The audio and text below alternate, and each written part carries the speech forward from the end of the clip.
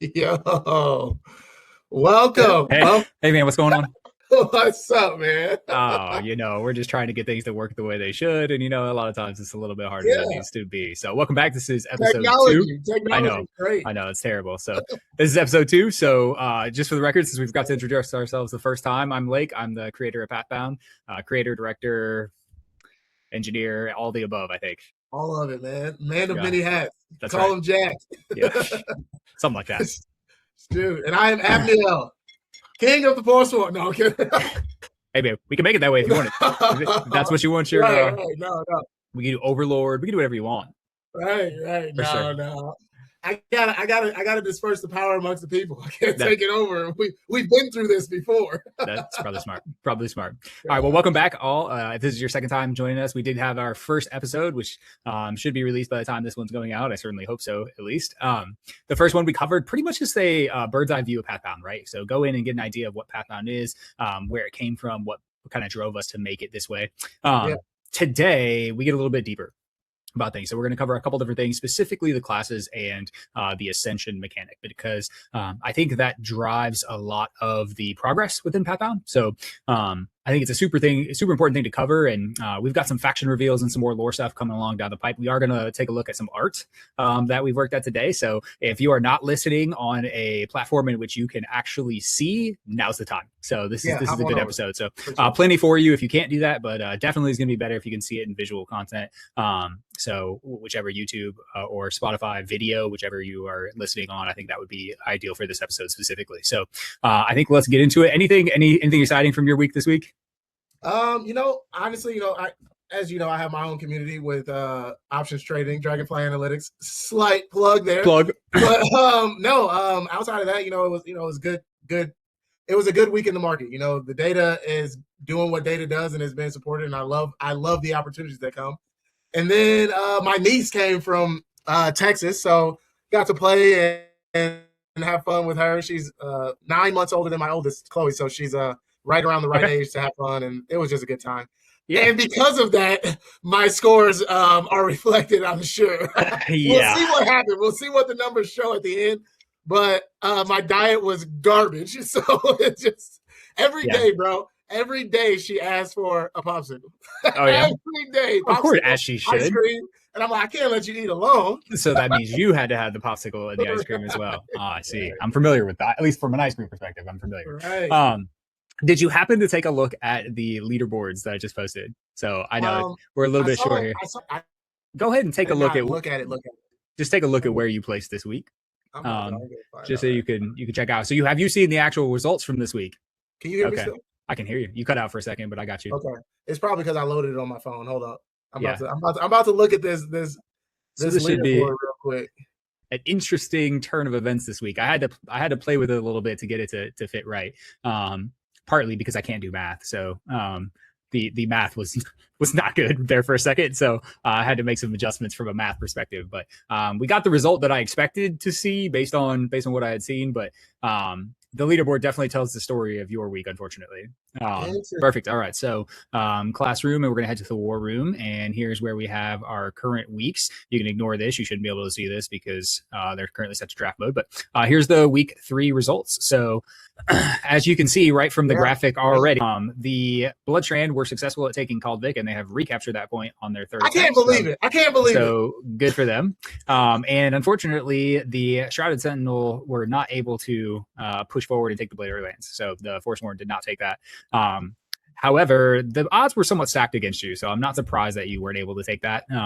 Borderlands is a hard point because it's got multiple feed points. So I had the advantage initially. Aegis tend to do a little bit better in defense due to their racials. And most of my team knows that they can't let you take that point. So I had a little bit stronger showing. So due to the defense rule, you brought 20 people, I brought 12, which gave me essentially a 4-person advantage over you. So not surprised that we did. But if we look here down at the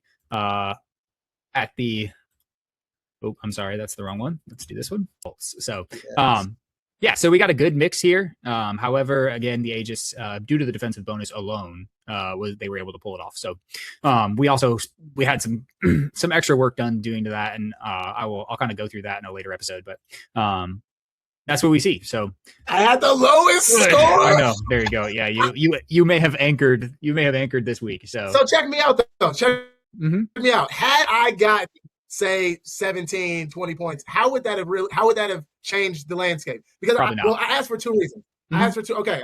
Because I was asking, I'm like, okay, in this situation, I know you get that 50% boost, or yes, so 50% boost, and then you have the added benefit of you guys being more defensively powered. So then that adds even more to it. So I'm like, okay, I wonder. I mean, it's almost like this was a perfect week for me to have something else to do, because we would have needed to come with an extremely strong showing. Yes, 100%, 100%. And currently, with the way it's drafted, like your opportunity to do that, given that it's predominantly bots at this point, is difficult. It's hard. So the variation is set to be somewhat low. That way, we have a consistent showing from the bots, so that the players can actually make a difference.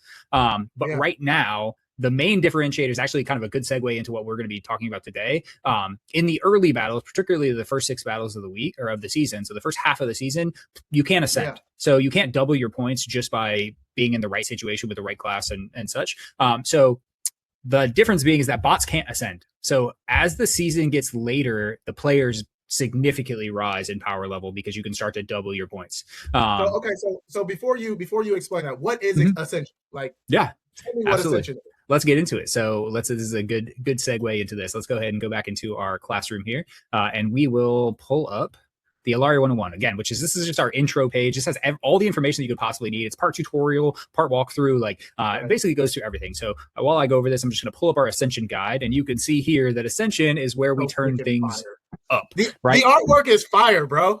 We're gonna see a lot more today. I've been keeping this under wraps. I've got like hundreds and hundreds of different shots that go through not all of Ascension, but we're gonna see some of that today as we talk about our classes and our Ascension. So let's go through what is Ascension. Ascension essentially is Pathbound's system to significantly increase player power. So the way I think about this is that next level anime. This is after the time jump. This is when people start to go ham. Okay.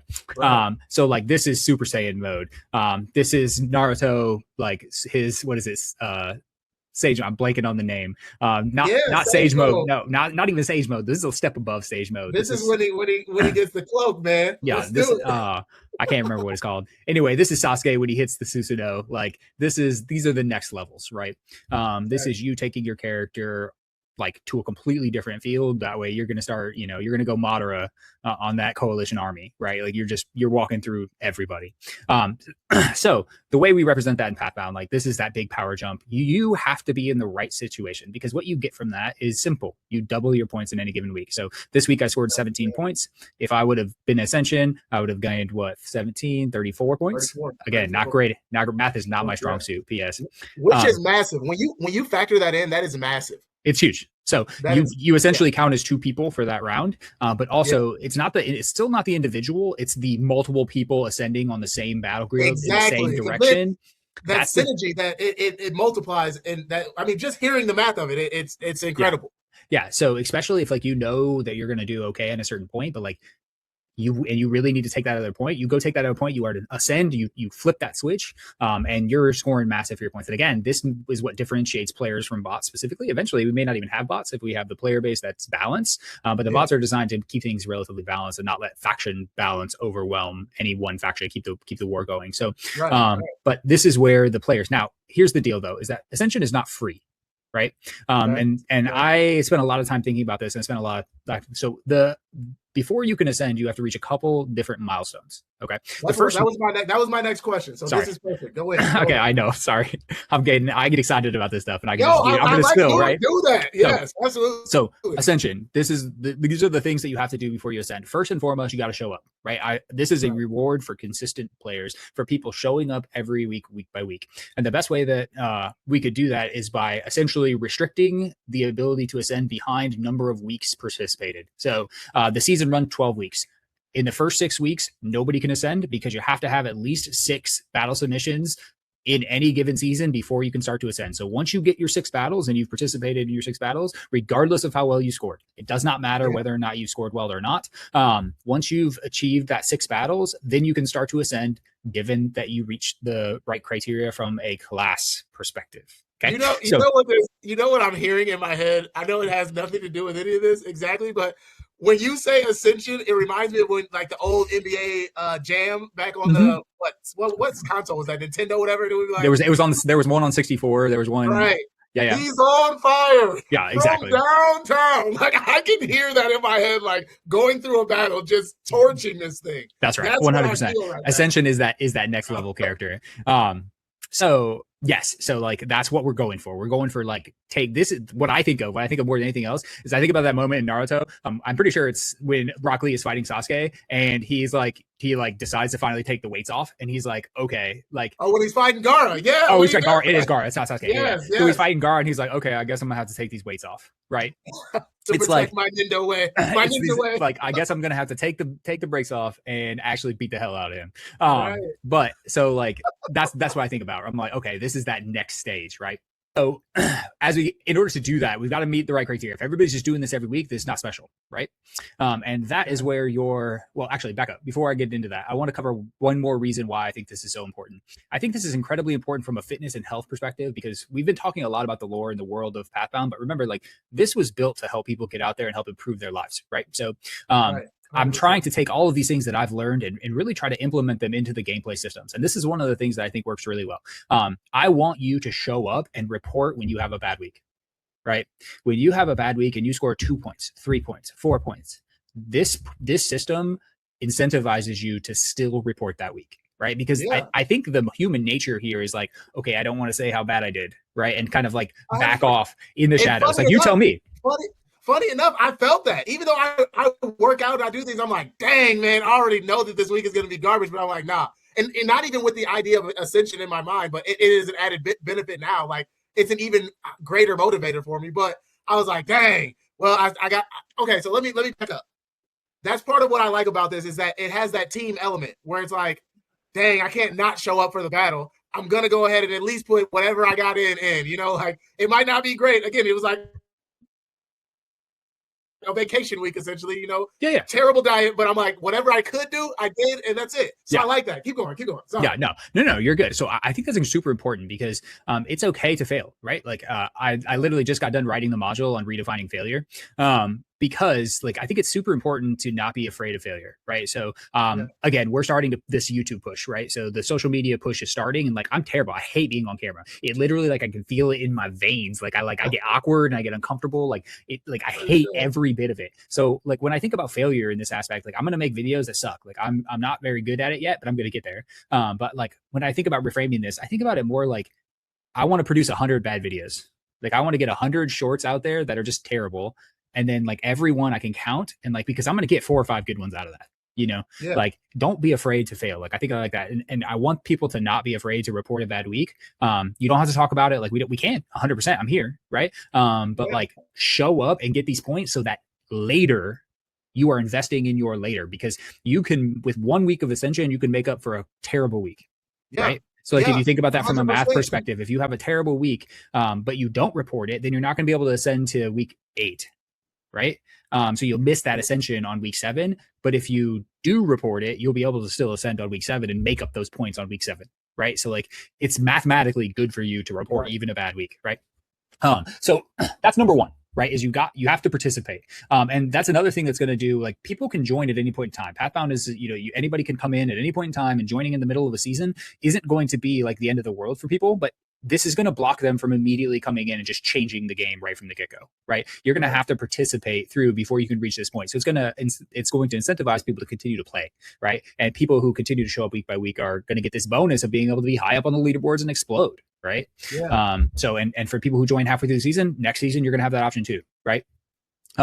So I think that's important. The other thing that this whole doubling points, again, super powerful ability, is that you need to be part of the community. Right. So Skool actually has its own leveling system by you going in and interacting and liking people's posts and posting and responding, commenting to people's posts. Skool actually has its own leveling system, and we have integrated that into the Ascension system. So in the Ascension system, you need to be at least level 5 in Skool before you can ascend. Yeah, that's good. That's good. Okay. So this means you can't just sit in the background. You can't just sit there and not contribute and not go through and then go in and start scoring. You 100% can do that if that's you and it makes you uncomfortable to interact. You can. But this Ascension system is going to be unavailable. Now, the way I have crafted the modules that go within is to incentivize people to post, right? Because you got to get your experiences out there in order for people to know what you need help with, and then we can help you with it, right? But if you don't say anything, we can't help you. So everything kind of is pushing us into this, be active in the community, tell us what you're struggling with, comment, encourage your teammates, right? More so than anything else, encourage your teammates to be able to get out there, help your teammates be successful. And all of this pours right back into that community, because we know that accountability is something that's super important from a maintenance standpoint. So so again, number one, you have to participate 6 weeks out of the season before you can ascend. Number two is that you need to reach at least level 5 in the Skool community in order to be able to ascend. Okay. And now this is also designed that you should be able to do this easily by week 7 if you're participating each week. Right. The battle submissions that you do, those are going to give you points towards leveling, right? Commenting on people's posts, engaging, doing the quests that are going to come along with the modules, right? Because it's something we haven't talked about yet, but we're going to have quests. And part of that quest is going to be. I'm excited for that, man. I feel like I'm getting this little peek. Love it. That's how it should be. That's the goal, right? So there are things coming, particularly with the education modules, the Forge Fit protocol modules, and those are the end point of those are going to be for you to go out and do an experience. Like, for example, cut out refined sugar for 3 days, and then come back and tell us how you feel. Right. Tell us about your cravings. Tell us how you did this. Tell us how you do that. Tell us what you felt when you had that. And those things, by making that post, you're going to gain experience with the Skool, the innate Skool leveling system, and then that's going to get you closer and closer to Ascension. And the way I want it to be designed is that by week 7, if you are participating every week, you should be at level 5 and be able to contribute and be able to get your Ascension. So that's the ultimate goal between that. So those are the 2 things that you have to do in order to be eligible for Ascension. Okay. Now the fun one. Questions so far? The thing I like about the point system, at least, so no questions, just kind of like a praise, I guess. The thing I like about the point, the point system is I'm similar. Like, again, I have a community on Skool, and the point system is actually really cool. I like the way that they have it set up, and it's good when people engage. And I like the way that it's set up here, because it's not like you have to do this every single war. Like, I have to be able to get to a certain, it's like, it doesn't reset. So as you continue, you still stay with your level. So then it's like, it becomes easier to ascend the more involved you get in the beginning. Yeah, 100%. And once you reach level 5, like, it doesn't go away. So like, you got to do a little bit of work on the front. You got to level up your character, right? So you got to grow. And that's the same way in any other MMO, any other game. You got to level up your character before you can compete with the big dogs. And that's how it is here in Pathbound as well. So now there's one more caveat. And this one's the actual fun one, right? The other 2 are a little worky, right? Like, you got to do these things. I got to do stuff. Like, how about the cool stuff, right? And I think the final requirement comes from your class. So have you taken a look at the classes so far? Like, have you been able to pull up the class overview? Let's pull it up. I'm gonna switch over to it here as well.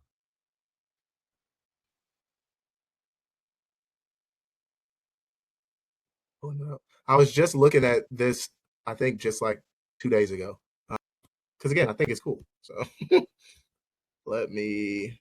So it's in the Intro to Ilaria in the class overview section. Yeah, so it's in it's on my screen. 101. Right. I'm in there now. Yeah. All right. So yes. So you've had a chance to look at this? Yes. All right. Which class are you going to be? That is the one that I'm not sure. The one that looks the coolest is the Shadow Blade. Okay. Oh yeah. Tell me what you like about the Shadow Blade. I mean, look at it go!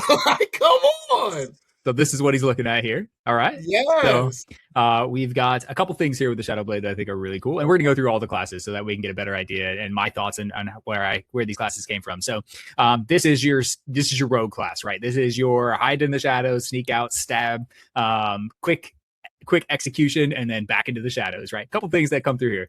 The magic, right? So you don't have to have magic. You can do whatever you want. You can have a Shadow Blade that doesn't use magic, but I think from a look standpoint, like, they look way cooler with the purple glow, the magic. This is obviously a Valari, so as you can imagine, you are excited about that, right? I think the key characteristics are obviously the cloaky armor, the dark armor, the dark shadows, but then this guy right here. Can you see where I'm? This guy right here. I can't see what you're pointing at. You can't see my cursor? Mm-mm. Oh, okay. Well, I'll just tell you then. So this mask, right? The mask is the. Oh, you Oh, I see that mask. You're Okay. frozen. Oh, that's like Ambu, baby. Let's go. Is it? Is it like Ambu? Huh. So the mask Yes. is kind of the hallmark of the Shadow Blade, right? That they don't all use them, but this is a very common thing to have this cloaky shadow.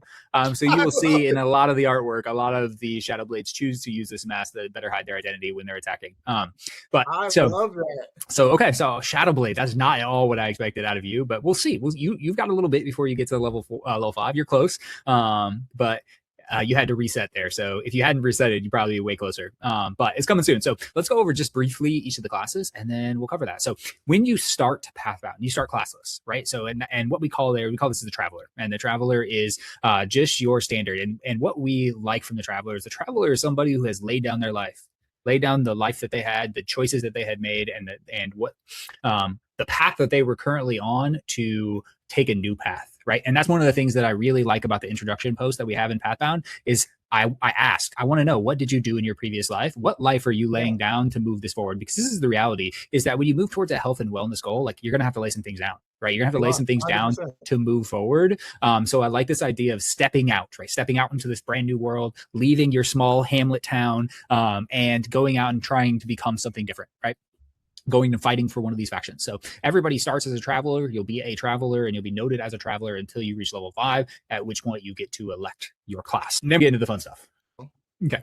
So next up we have the Warrior, which is your stereotypical Warrior. These guys are really, really strong. And they aren't the biggest. They aren't the beefiest, but they're really damn good at what they do. So if they don't beat you with strength, they'll beat you with speed. And if they can't beat you with either of those, they're just going to outmaneuver you. So these guys, they can use whatever weapons they want. Most of them are really good at using multiple different weapons. So this guy is a full Draki Northman. And I am a little uncomfortable with things he could probably do with that axe. Like, I would not want to see this guy coming at me. So the Warriors specifically are really good in very specific battles. So before I go any deeper into the classes, let's talk about Ascension tags.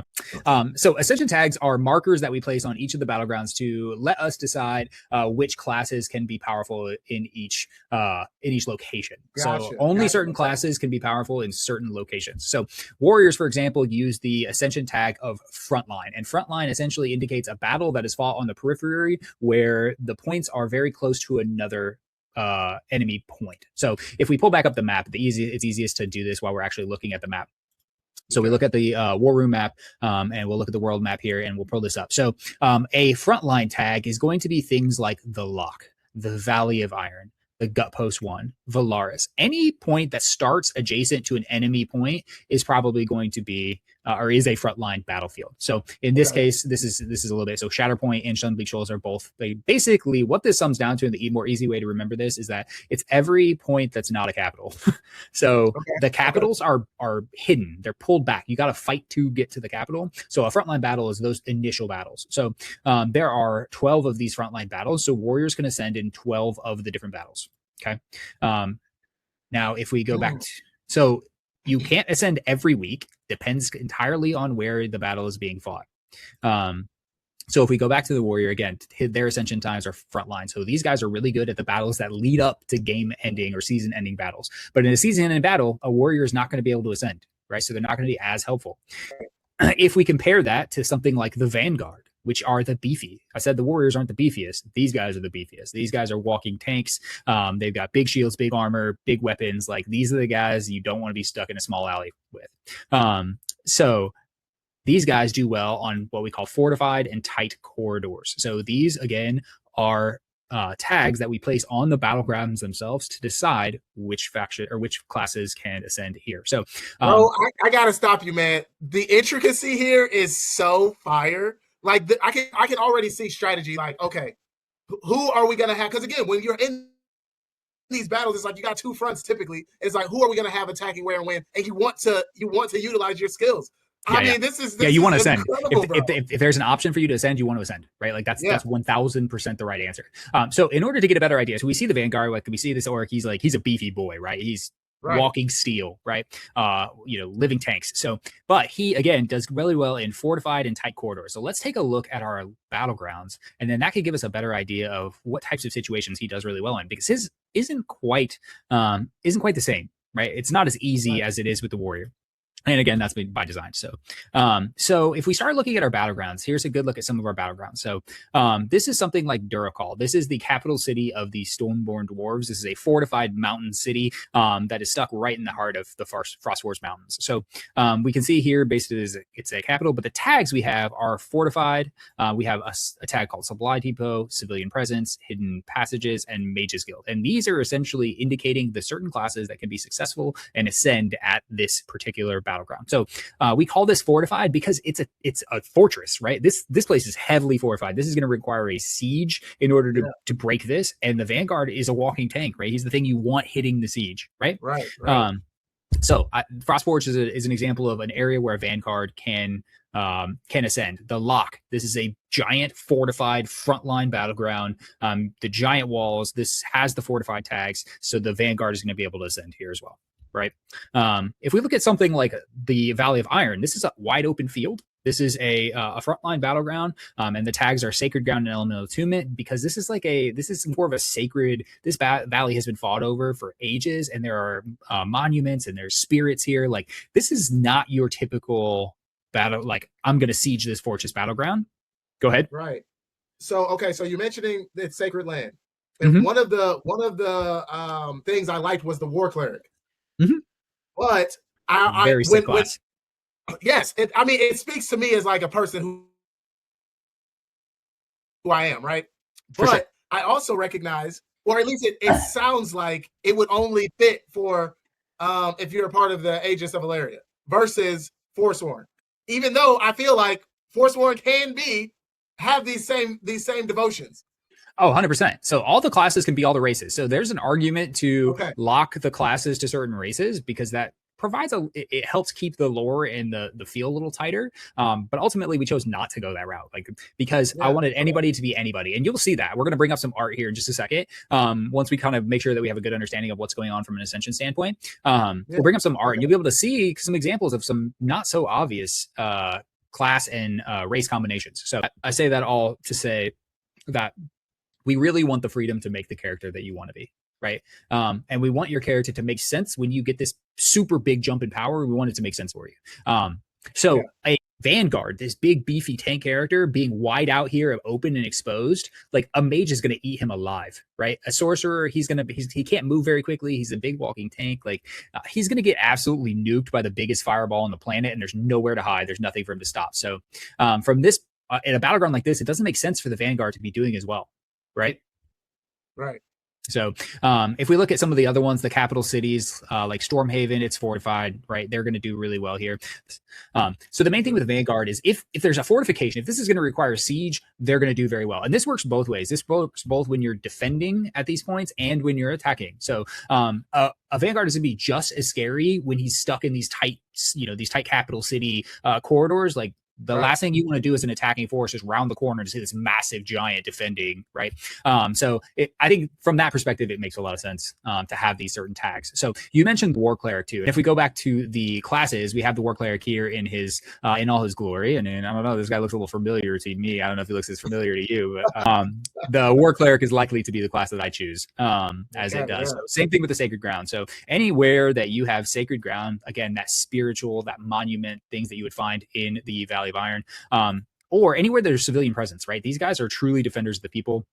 Their goal is to protect and serve, right? So when civilians are at risk, these guys go ham. So that is these are the Ascension tags for this, and there's many more. So we can kind of scroll through them here. The Rangers, they're Ascension tag. Like, these guys are the Mountaineers.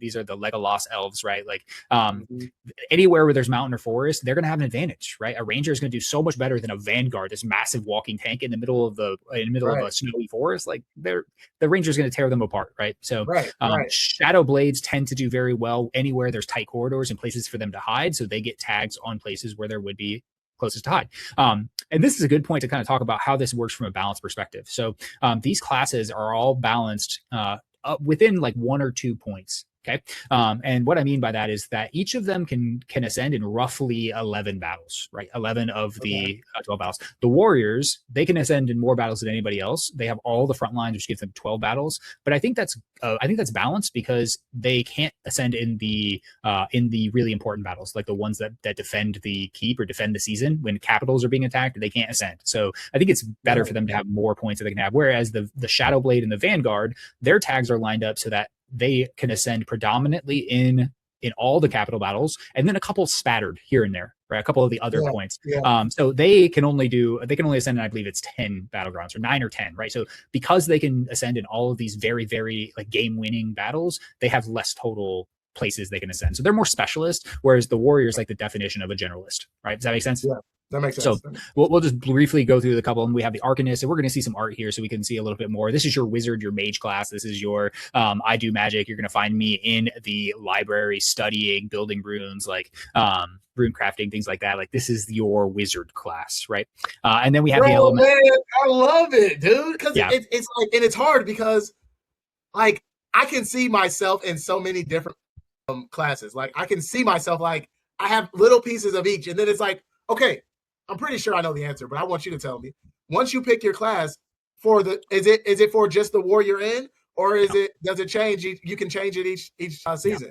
It's locked. So it's locked. It's locked. This is a big decision. So I'm gonna create a way to there will be an option to change it in time, but it will be an investment. So the current idea here is that there will be a cost associated, and that cost will be both time and likely financial as well. So that requires me to go in and change everything that you've done before. So that's going to require time for me to go in and edit the database and adjust and like make sure everything's correct.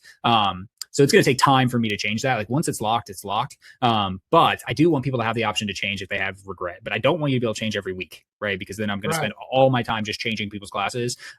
Because I know how frequently I jump classes. So I'm like, this is a big decision. The other thing that will happen. This is a big boy decision. And again, exactly. And again, this is kind of all over the place. But this is to be determined essentially. But most likely you'll lose the ability to ascend for the rest of the season.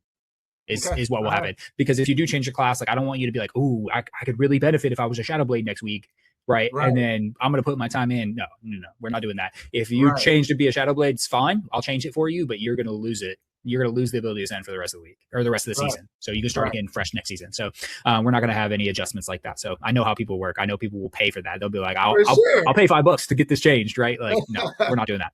For sure. So coming up next, we have the Elementalist, who is the other major, one of the other major magic wielders. And this is your nature-based, like chaotic, like whereas the Arcanist tends to be more controlled. This guy, the Elementalist, tends to focus on one or two elements and just go all in those. So you're not going to find him studying in the library. You're going to find him out and about, out in space, and he's going to be using that space against you, essentially. So he does really well on open fields. Open fields is another one that's very similar to Frontline.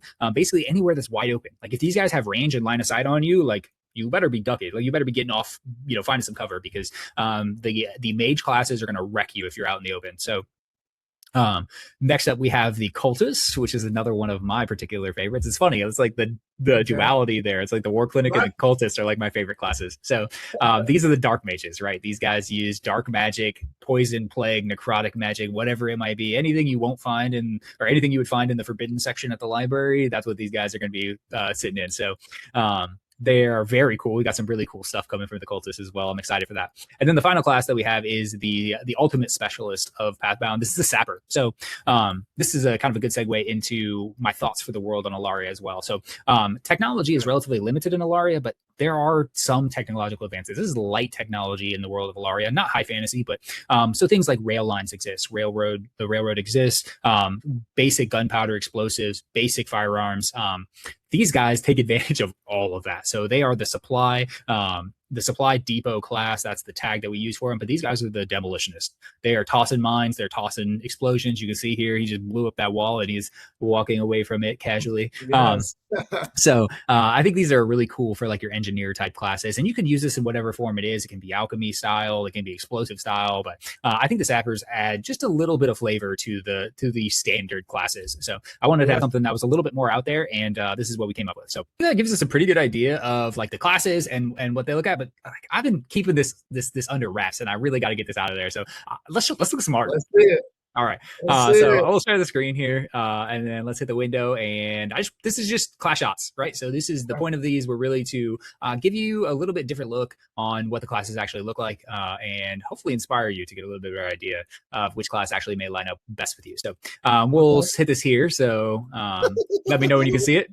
Yes, I can All see right. it. All right, so this my boy is a Thuldraki warrior, right? So he's got the double axes. Again, weapon is irrelevant. You can have whatever weapon you want, but again, this guy is beefy. He's crushing through this fort. Like this is like what I wanted. We figured out this art style, and I'm so happy with it. And every time I look at a new class, I'm like, oh, he looks tight. But so that's what we got there. So we look at the Thuldraki. This is a Pyrothi elf. That is so sick. I know. They look Bro, pretty sick. that is sick. So this is technically a Vanguard, but again, like this could go as a warrior too, right? Bro, but the heavy sick. armor, the thick, the lava encrusted, so the shield, Yes. yeah. I mean, this is what we're thinking from a Pyrothi elf aspect. So I think this one turned out really good. So we have a Stormhaven human elementalist. So one of the notes, and we can talk a little bit about the individual race styles. So the rope is the main touch for the Stormhavens. Obviously, the Stormhaven have the blue and the silver armor, but the rope accents, they have a very naval heritage. So we'll kind of break down the actual races when we get a little bit closer to the race reveals. We can talk about the background and heritage, but they have, again, the Stormhaven is a naval coastal city. So and this chick is not, she's not playing around. So you know what it made me think of, low-key? Yeah. Go ahead. What do you got? So the new Avatar movie came out yesterday, and we were watching. I'm like, look at Katara go. Got her.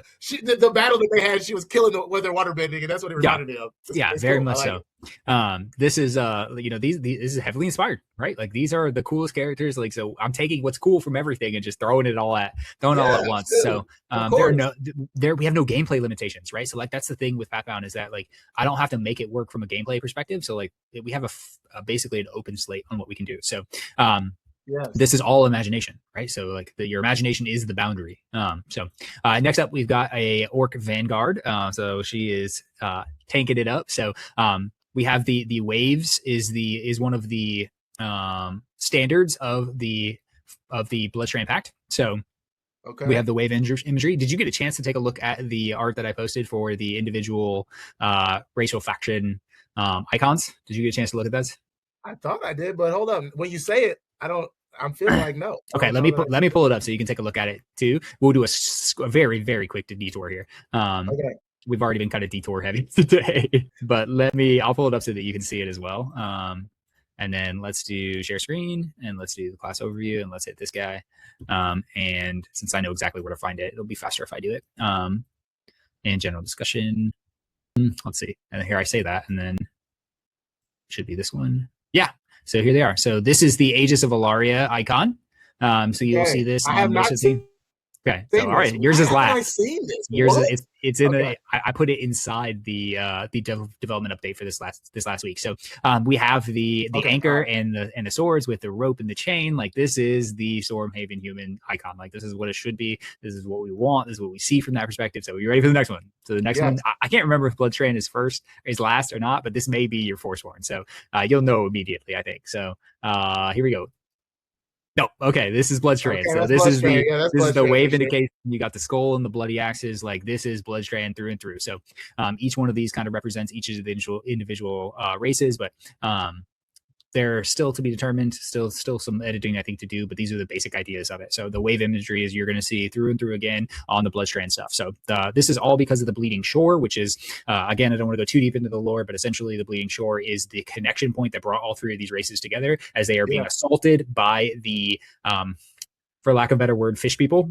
So we have a race called the Dokari who are invading from the sea, and each of the Bloodstrand races have dealt with them individually. And because they spent so much time fighting off these Dokari invasions who were just like continuously pouring onto the shore, that's what actually started the Bloodstrand Pact. So again, we're spoiling for next week, but that's what we have. So we have the Bleeding Shore as the main driving point behind the Bloodstrand Pact's original origin, and now because they already have relationships, they've adjusted to this faction war. So the last one, are you ready? Are you actually ready for the Forsworn? I'm very excited to see what you have to say about it. All right, here we go. 3, 2, 1, go. What do you think? Oh, that's freaking sick. We have the best one. We have the best one. I know, dude. I'm not gonna lie. I tried to make this list, bro. That is so sick. Everybody's already joining the Forsworn. That is so sick. Yeah, I thought that this one was the most fun to develop. Now I look at the three and I say I'm Aegis of Valaria all the way, right? But this is pretty cool. So that is so sick. Yeah, so it's like okay, dude. All right. Break down what you. Okay, so this is what I see. So first of all, is that at the bottom of is that like a crown? Yeah, like not a crown, but like a armor, like a head shield. Yeah, it's a crown. So right, okay. It's a crown with a face shield. Yeah. You know the symbol that you have inside of the purple flame. That reminds me of Full Metal Alchemist. I don't know if you had any inspiration from that for it. It wasn't direct, but yes. Okay, all right. That's what that reminds me of. And I'm like Edward Elric out here. I'm like, let's make it happen. Yeah, I wanted. I love the crow's wings, bro. And then you got the flame. That's like, oh my God.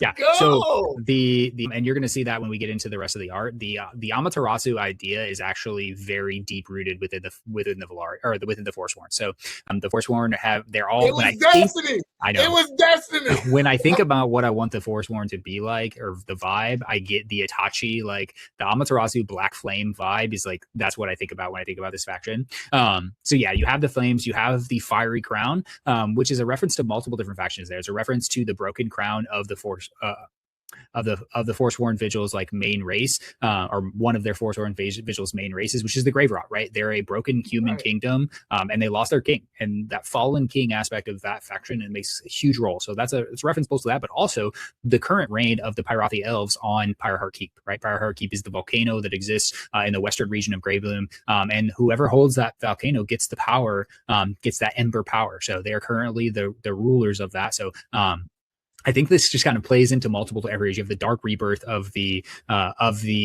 fallen angel wings or fallen crow wings, like plus the dark flames, like rising out of the ashes, baby. Rising from the ashes. Like let's go. So, our new path. Okay, all right. So we the coolest one, hands down. I know this is a huge spoiler, but let's get back to what we were initially talking about because we had a nice little detour there. But let's get rid of that, and then let's get back to this. And we're going to go to this and share. So let's do a quick burn through these here real quick. We can see them. Again, we have the Bloodstrand represented here with the wave imagery and the Orc Vanguard. So this guy I had a lot of fun designing. So this is your Stormhaven human War Cleric. So big fan of this one. You'll notice on the episode 1 podcast that this is very similar to the character that I redesigned for myself. So this is a Valari cultist here. Utilizing her magic, so her darker magic with the dark eyelashes, and like this is the style of the Valari. So we have a Thuldraki Elementalist here. Yeah, I think this was pretty cool too. So I really like the tattoos and the scars. Like this guy's he's young, but he's seen some things already. So we have a Stormhaven Human Ranger. This one I'm really happy with too. Yeah, this one looks really cool. Like I like the green, like very very military-esque. Like this came out really good. We have a Grave Rot Cultist, again with the little vials. Like, yeah, these are tight. Cultists are cool. Like, I really like a Grave Rot Cultist, which is very high up on my list for classes that I may. That's so funny. That's so funny to me. I would not have I like it, dude. It's the darkness, the rose accent is like my favorite part. Like, I like the little dark rose. So I think that's really cool. Dope. So, Valari Human Warrior here. So yeah, very cool. Like, I love the sword. Yeah, the sword, the spikes on the armor. That's got that Asta Black Clover sword feel to it. I like that. So the warriors, like they're bladesmen, right? So they are the best with their weapons. That is their strength. And I think that the Valari just have such a cool armor style. Yeah. So we have a Stormhaven Human Sapper, which again, the Sapper is like, dude, I know, dude. So I feel like this ended up very much like Young the Flash, right? Like this, when I look at this, I see the Flash, and I'm like, okay, he's got the head guy, he's got the goggles. Like, I thought that was very cool as far as this goes. But again, the Sapper, he's got the little steel dynamites with the utility belt. Like these guys they're gonna figure out how to make it work. So. We have the Pyrothi Shadow Blade here again with another variation of the mask here. Definitely a more Pyrothi style. So he's got his little daggers. So very cool from that perspective. This is a Stormborn Dwarf Warrior.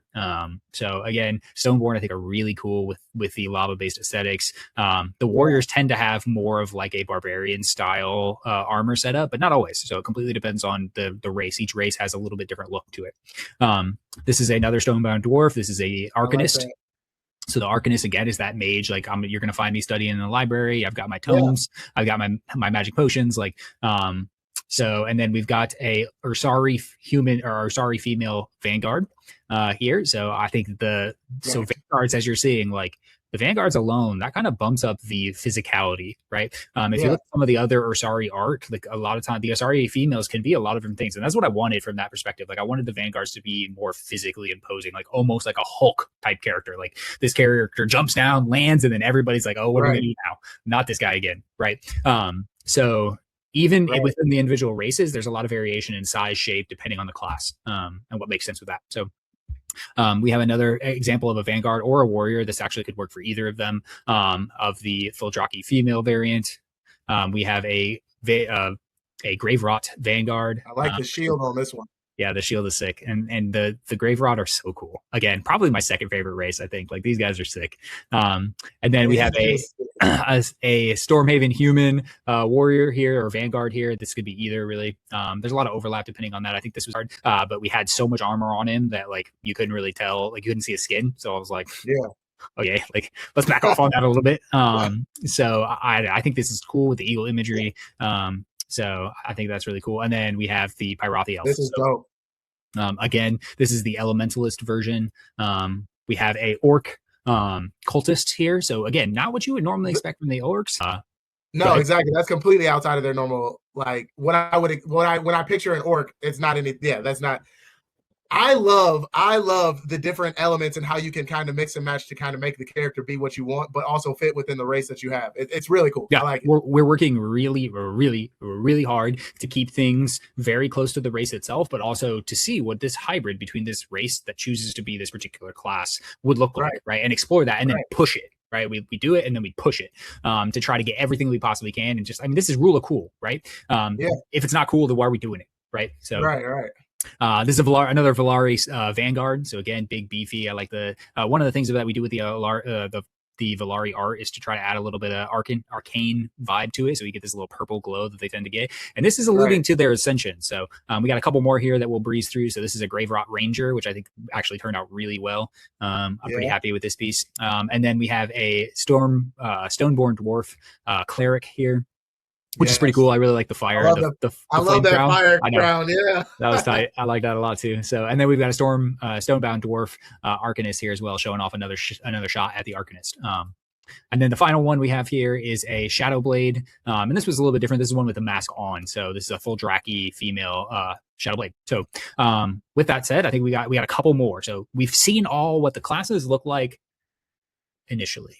Right, but this is not the end. Right, this is just stage one. Right, this is before the time jump. So let's shift this over here. We will stop sharing that for a second, and then we're going to switch over to the other art one, and we are going to get a look at this guy. So this is a stock human Valari human warrior, and you can see Valari. He's got the reddish tint with the darker armor. I think you've already seen this one, so it's a little spoiled on this one because I said this to you as I was so excited as we were making it, and I was like, dude, check this out. This is so tight. So this transitions to this. Okay, so this is the ascended version. So this is him lighting up. Right, lighting up, completely different level. So we got to look at this. This is the comparison here between the two. You can see this is what it looks like in the first 6 weeks of the season, and when you hit the right spot, if you're in the right battle and you've done all the work, this is what you amp up to, right? Yes. This is Kaiji number 8 vibes, bro. I know you haven't seen half of these that I'm throwing out, but like this is exactly when they unlock their abilities and they're like destroying Godzilla in the middle of Japan, like fire. So what I wanted to do is I wanted to take the typical fantasy environment that you would get with like World of Warcraft, Lord of the Rings, whatever, Game of Thrones, those kind of things. And I wanted to take that and I wanted to reach over here and grab the badassness of anime and just mold them together, right? Yeah. Because all these guys are cool, but like even you watch the final parts of the Lord of the Rings, and Aragorn's still just cutting people with swords. Like Yeah. he doesn't go nuts like this, right? So I wanted to Right. take, in anime, that's one of the things I love about anime much is these people go crazy. Like these characters just go absolutely bonkers, balls to the wall. So I wanted to take that and pull that into Pathbound. So here we are, right? So this is the difference between a normal human or normal Valari and a ascended Valari, right? But it gets better. So let's take a look at what this actually looks like when we zoom out. So this is the style. This is the aura. This is the vibe. So did it shift? So you see the weapon excels, like everything is going to the next level. Like, there's nothing. This is not the same human being, right? As we come through, but then we I love how the ground is breaking underneath him. Yeah, it's a completely different level. So, but he's not the only one that has this power, right? Each of the different classes have their own abilities to elevate up. This is what your work is doing. This is why you're grinding here. So, and one of the things that I want to make sure that we understand too is that like the rewards in Pathbound are built around this system, right? So when we think about what you get for achieving certain things, like as we build out the game, one of my goals is to be able to have this leaderboard that looks a heck of a lot better than it does now, so that you can have these icons, right? So you can earn art like this for your own specific character. We can work together and we can create something for you, and then you can have it both the non-ascended version and the ascended version. And if you lead, right? So on the leaderboards, the goal is to have it so where you have a little icon that has your character and their face on it already.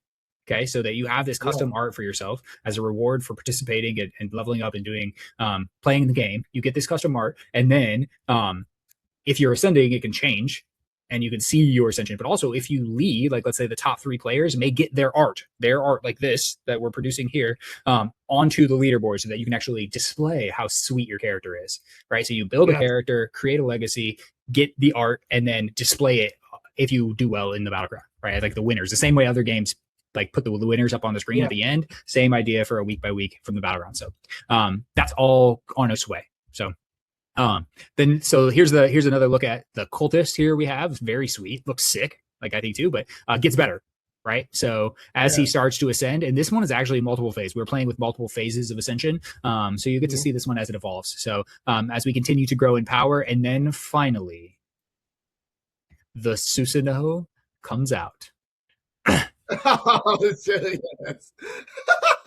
Yes. So this is the full ascension, right? So this type of thing is recreatable, and we can do these types of things and have these classes just go absolutely bonkers. Not all of them will have extensions of themselves, and in fact, based on what faction you do, you tend to have slightly different versions.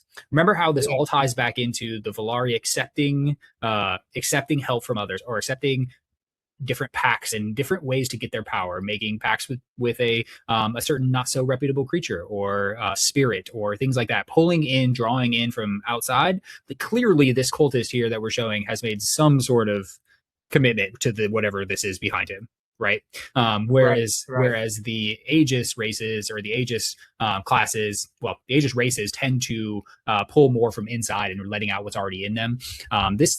This skeleton is a little bit different, right? So it has a little bit different vibe because he's a Forsworn. So although we'll see that there's some exceptions for that as well. So there's also different ways that these can go. This is an Elementalist Ascension.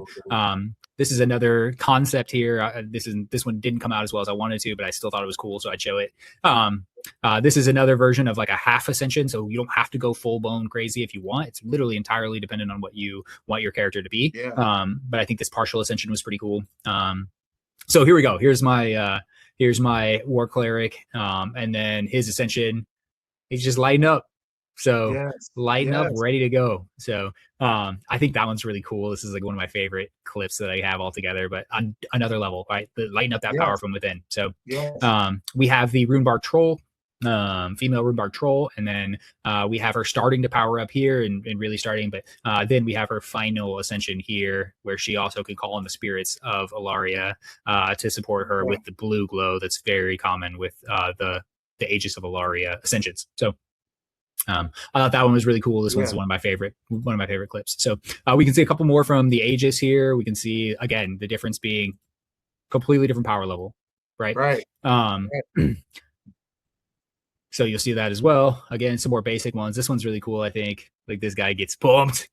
So, and then we have some variations for the Thuldraki as well. We're still working on getting the majority of the art from that perspective, but I think the Thuldraki and the Bloodstrand are going to be more of a reddish. So you can see each Ascension tends to take the purple, the Valari, I'm sorry, the Forsworn tend to be more purple, whereas the Bloodstrand tend to be more red in their Ascension, and the Aegis tend to be more blue, white, or gold. So we're going to keep working on the art. This is just the beginning. We actually have a lot more art than this. I just didn't have time to organize it appropriately. I love it, man. It's come a long way. So, so thoughts overall, what do you think? I think this is dope, especially the ability to customize your person. You know, it's like again, I think that I'm glad that it's not locked in by like. And then you have these different ascensions in there where it can be like someone over here can have this over here, and then it melds. And I think it's cool because it's more akin to life in general. It's like just because I'm over here doesn't mean I can't also like this over here and then merge them. You know? Yeah, you can do whatever you want. You sit right here, like come on. You can do whatever you want. Right. Okay. So now that we got a better look at the art, let's take a look at where we stand in Pathbound this week. This was the completion of week 3 in season 0. So let's take a look at the war map and let's get our things going. So the Bloodstrand attacked first this week. So before we actually get to that, let me pull this back up so that we can see. Nope. Yep. I'm going to pull up the map here and we can take a look at where we're at currently. So last week, just as a quick recap, the Bloodstrand attacked Kalvik, which was currently held by the Aegis, and they were successful in that attack. I was unable to defend both fronts. We committed a little bit more forces to defend the borderlands, which allowed us to keep the borderlands. And by doing that, we balanced out just a little bit. So you still own the map with 7 points yourself.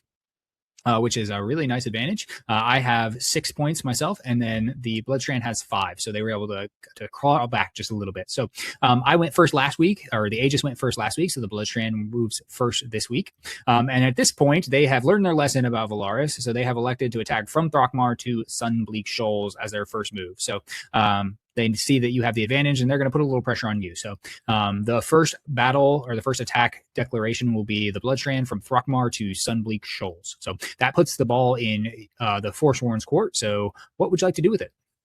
Okay, so if I take, I'm going to zoom in here. Yeah, if I take Gut Post 1, and then would that then mean that next week, like the following week after this week, if I was able to defend the shoals and then take that, would that then give me a boost when I attack? Yes, it would give you a 10% boost.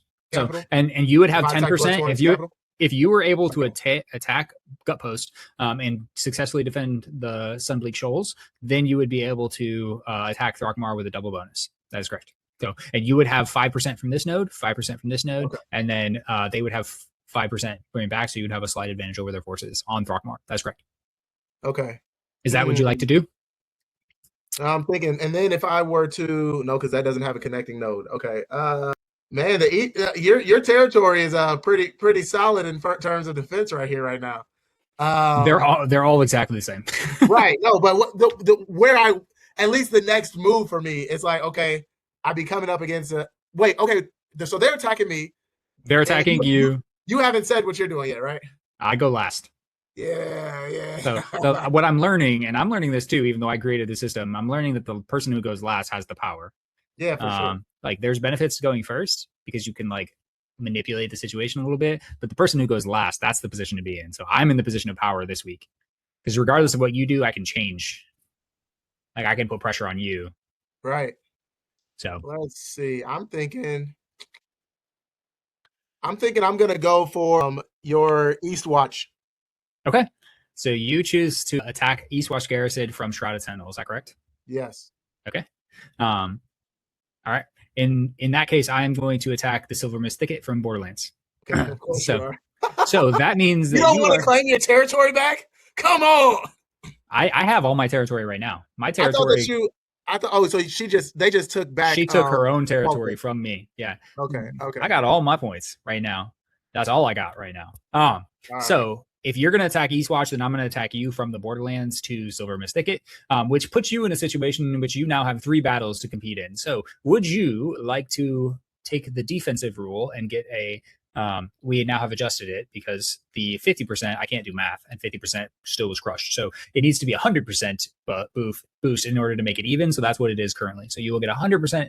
So each of your submissions or each of your characters will now be essentially 2 submissions. Right. So that leaves you in a point where if you send 10 people, or you send 10 members to each point, you will be balanced perfectly. Right. I am going to continue my attack. I'm not defending anything. Okay. I am going to take that spot. I am at your head. So to be clear, that is going to put you in 3 separate battles. So yes. Okay. All right. Yes. So that's what we'll do. So it is locked in. I anticipate. I think I know what's going to happen, but I think. Well, yeah. I'm okay. I'm okay with that. I'm okay with that situation. Okay. Perfect. Great. Well, then it's locked in. That was easier said than done. I thought that would be a lot more of a complicated for you. So, all right, he elects to defer the defense rule and continue with his attack. All right. So wait, you said which one are you attacking again? I don't have the map. I can't edit this map while we're talking about it. So, I am going to attack from Borderlands here in the center. Can you see my cursor or no? Yeah, I can see the cursor. I'm going to attack from Borderlands to Silver Mist Thicket. Yeah, so okay. I'm attacking this point. You're going to attack here, and then the Bloodstrand are attacking Sunbleak Shoals again from Darkmar. So, okay, so that locks it up. So I'm excited to see how that goes for you, defending or fighting on 3 fronts. So there will be 3 battles again this week, and we'll see how that turns out. Okay. All right. All right. I'm excited. Okay. So I think the last thing that we want to cover today is really a just what's coming. So we've got a couple different things. The main push for Pathbound right now is to get this in front of people, right? So we are working on our social media campaign, and we have this podcast going each week, and then I built a number of different videos that we're going to come out with. We've actually worked into some tier lists that we're going to do. So I think the first one that we're likely going to do is going to be like a tier list of best places to start or best first steps, where I'm going to go and I'm going to rank all the different first steps that I've ever heard people say, stop eating dinner after 8 p.m. right? Like, we're going to find out where I rank that, but I'm going to tell you right now it's pretty low. So all these different things that you could do, how effective are they and how much bang for your buck are you going to get? So that's going to be something that's going to come out soon. We're going to continue with the art push to continue to get more and more and more assets to be able to do this social media push. One of the fun things that I think we're working on that I've started to do is I've started to make some lo-fi videos. So we've got some Pathbound Legends lo-fi coming out here very soon. So it's going to. What is lo-fi? Okay, so fantastic. So lo-fi is a style of music that is basically just like chill beats. So it's chill beats that just like and that people will put on their TVs and just like study to or listen to. I listen to it when we're just hanging around in the house. So we have some we're gonna take Pathbound art, and then we're gonna create some lo-fi that has it that takes like forest ambience if we're in the forest, or like kind of harsher mountain tones, or like more tribal and barren things for the Bloodstrand, and we're just gonna have them put up on YouTube. So look forward to that. So that's going to be pretty exciting. Right. So speaking of getting into Pathbound vibes, we have created a Pathbound Legends Spotify playlist so that you can take this and take Pathbound on the go to the gym and get motivated. So I think this is if we just search Pathbound, if I can type correctly. I think it's a dope idea. Yeah. Because then it's like you can it gets you immersed in the world, and it just keeps you there. And I like that. And the added benefit is that you're constantly thinking about your health and being like, okay, what things can I do to make be better right now? Like, I don't know. For me, that's very beneficial. Immersion is always a great tactic to then improve oneself. Yeah, for sure. And I covered this in my mindset module within the Fortified protocol. And it's like the way you talk to yourself and the things that you expose yourself to plays a huge role. Like visualization is a very real thing. It's a very powerful thing. And like if you see yourself accomplishing things, like you become more accomplished, right? Like your self-perception of it is so important. So this is our Pathbound Legends playlist. We have it here listed. It's a public playlist and that I've created, and we have some bangers on this. So we have artists like NF, which like if you haven't listened to NF, you should. So we've got a lot of different things here. Every one of these songs is custom picked specifically to just help build that internal self-dialogue and like just help you feel good about accomplishing things, right? So give you that motivation, give you that drive. Like if you don't have a good gym playlist, like you're missing out. Right. So we'll continue to add and edit this over time. But currently, I think it's already in really good shape. once we continue to build, like this is it. This is the vibes. If you are trying to get into Pathbound, like this is one of the number one things on my tier list of things that you can do. Make a good gym playlist is going to be way up there because I think it's incredibly important just to get hyped up, get excited. Like when I turn this on and I'm in the gym, I turn this on and I start to get rolling. Like it's immediate. Like the moment it hits, I'm like, all right, it's go time. So, so this is what we got for you. So a lot more to come, but those are the things that some of the things we've been working on. So we're going to continue to push this out in people. So we are currently in season 1. Preseason starts later this fall. So the war is coming, right? It's coming. War is coming. War is coming. And Winter is coming. That's right. So for sure, link in the description. If you want to, anything about this seems interesting to you, like let us know, come in, join us. There's a free trial, get you in real quick, and you can come in, you can ask questions, you can take a look around, you can see everything that's available. There's plenty more to come. We're going to continue to push these podcasts out week by week. And that way we can get you more exposed to these things. And if you have any questions, feel free to hit the comments and we will get back to you as quick as we can. See you next time.